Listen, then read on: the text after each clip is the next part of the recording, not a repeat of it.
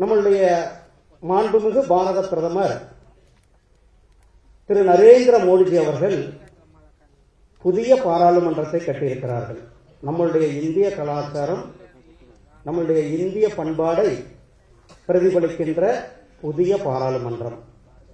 அந்த புதிய பாராளுமன்றத்தினுடைய திறப்பு நம்மளுடைய தமிழக முறைப்படி நம்முடைய ஆதீனங்கள் புடைசூழ செங்கோல் ஏற்று அந்த பாராளுமன்றத்தை திறந்து வைத்தார்கள்.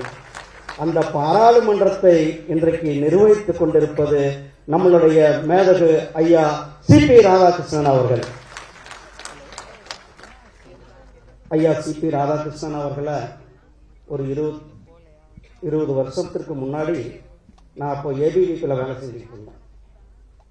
அப்போ எனக்கு கட்சிக்கு நான் அறிமுகம் இல்லை. அப்போ ஐயா தலைவர் ஐயா அவர்கள், நீ போய் சங்ககிரியில் நில்லு, மற்றதை நான் பார்த்துக்கிறேன் அப்படின்ட்டு முதல்ல எனக்கு அறிமுகமே, கட்சியினுடைய அறிமுகமே ஐயா அவர்கள் தலைவராக இருக்கும் பொழுது வேட்பாளராக எனக்கு அறிமுகப்படுத்தி வைத்தவர். கோயம்புத்தூர்ல பயங்கரவாதிகளுடைய பயங்கரவாத செயல். அப்போ ஐயா பாராளுமன்ற உறுப்பினர். அங்கே ஒரு மிகப்பெரிய பாம் பிளாஸ்ட் நடந்தது. அதில் பாம் பிளாஸ்ட்ல பல குடும்பங்கள் இறந்து விட்டார்கள், பல குடும்பங்கள் படுகாயமடைந்தார்கள். அவர்களை பாதுகாத்து அந்த குடும்பங்களுக்கு வாழ்க்கை கொடுத்தது நம்மளுடைய ஐயா சி.பி. ராதாகிருஷ்ணன் அவர்கள்.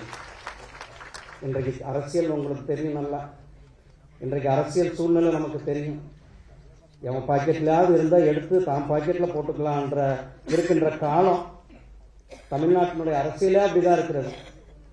டாக்டர் ராஜ்குமார் கூட சொல்லுவார், ஐயா இப்படியெல்லாம் இருந்தா அப்படின்னு.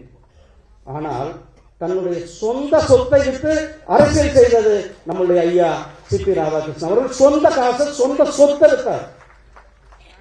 இன்னைக்கு யாராவது அப்படி இருப்பாங்களா? சொந்த இடத்தை கொண்டு போய் விற்று அரசியல் தலைவராக வேட்பாளர்களுக்கு காசு கொடுத்து அனுப்பினார், சொந்த சொத்தை விற்று.